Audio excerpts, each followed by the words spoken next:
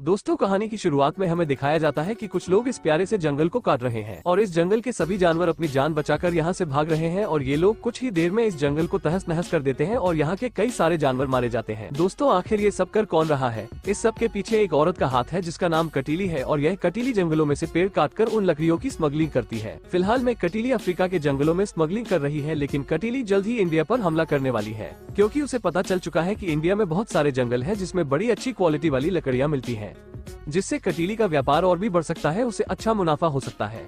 और फिर कटीली इंडिया पर हमला बोलने के लिए अफ्रीका से सीधे इंडिया आ जाती है और इंडिया में आते ही हमें सबसे पहले शांतिवन अनाथालय दिखाया जाता है जिसमें 3 अनाथ बच्चे रहते हैं और इन तीनों बच्चों में से इस बच्चे का नाम चिंटू और चिंटू में धरती माँ द्वारा दी गई शक्तियाँ है और इन शक्तियों की वजह से चिंटू बहुत ज्यादा ताकतवर है।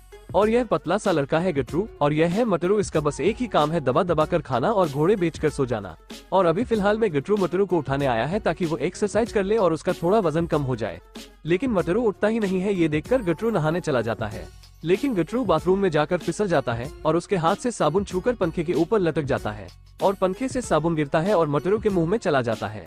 और भाई मटरू तो साबुन को रसमलाई समझकर खा जाता है और डकार भी नहीं लेता। ये सब देखकर चिंटू और गटरू मटरू को जगाने के लिए कुछ जुगाड़ लगाने लगते हैं, लेकिन इसी बीच मटरू जोर की एक पाद मार देता है और भाई मटरू 4 दिन से टॉयलेट भी नहीं गया था और इसकी बदबू से चिंटू और गटरू की हालत तो खराब हो ही जाती है। लेकिन मटरू की पाद इतनी खतरनाक होती है कि जंगल के जानवर भी इसकी बदबू से बेहोश हो जाते हैं। और दोस्तों, ये है भालू और गिलहरी। इसमें गिलहरी का नाम मच मच है और भालू का थुल थुल और ये दोनों एक दूसरे से प्यार करते हैं। और इस बंदर का नाम है खबरू जो कि चिंटू को हर जगह की खबर लाकर देता है। और आज ये सभी लोग हर बार की तरह यहाँ पर धरती माता से प्रार्थना करने के लिए इकट्ठे हुए हैं और यह सभी मिलकर धरती माता से प्रार्थना करते हैं कि वो इस जंगल और इस जंगल में रह रहे सभी जानवर और हमें सुरक्षित रखें। और चिंटू धरती माता को एक वचन देता है कि वो उनके द्वारा चिंटू को दी गई शक्ति का उपयोग गलत कामों में नहीं बल्कि जरूरत पड़ने पर किसी की मदद करने के लिए ही करेगा। और हमें आगे दिखाया जाता है कि कटीली इंडिया में आ चुकी है और वो अपना काम स्टार्ट करना चाहती है और कटीली अपना काम स्टार्ट शांति वन जंगल को काटकर करना चाहती है। और यह है कटीली के बिजनेसमैन जो कि कटीली से सारी लकड़ियां खरीद लेते हैं और कटीली के आदमी जंगल में अपना काम करने चले जाते हैं। इनमें से कोई पेड़ों को काटता है तो कोई जानवरों को कैद करता है। ये सब देखकर बंदर चिंटू के पास मदद मांगने जाता है और चिंटू के पास जाकर सारी बातें बताता है और यहाँ तक कि कटीली के आदमी बंदर की गर्लफ्रेंड को भी उठाकर ले गए। ये सब बताते हुए बंदर को बहुत दुख होता है क्योंकि उसकी गर्लफ्रेंड को कोई उसकी आंखों के सामने से उठाकर ले गया और बंदर बहुत रोता है। लेकिन चिंटू धैर्य से काम करते हुए सभी से बोलता है हमें शायद किसी की मदद लेनी होगी, शायद हमारी मदद डांसिंग क्वीन कर सकती है। डांसिंग क्वीन एक सुंदर सी लड़की है और इस लड़की के पास भी कुछ ऐसी शक्ति होती है जो कि इसके डांस करने पर ही उत्पन्न होती है और यह सभी लोग इस लड़की के पास मदद मांगने आ जाते हैं।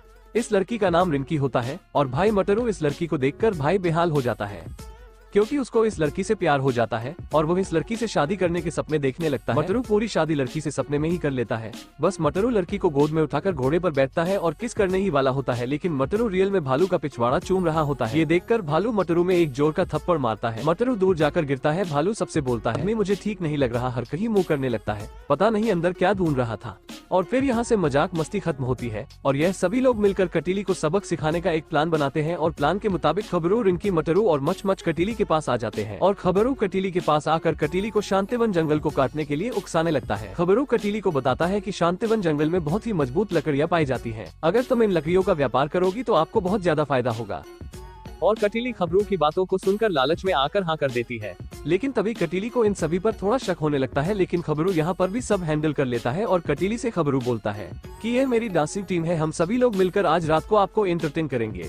और फिर कटीली चिंटू के प्लान में पूरी तरीके से फंस जाती है और ये लोग सारी रात मनोरंजन करते हैं और सुबह होते ही कटीली के आदमी जंगल पर हमला करने निकल जाते हैं और इधर पर चिंटू और उसके साथी तैयार होते हैं और सबसे पहले यह मोटू जानवरों को मारने की कोशिश करता है, लेकिन चिंटू इसको अपने जाल में फंसा लेता है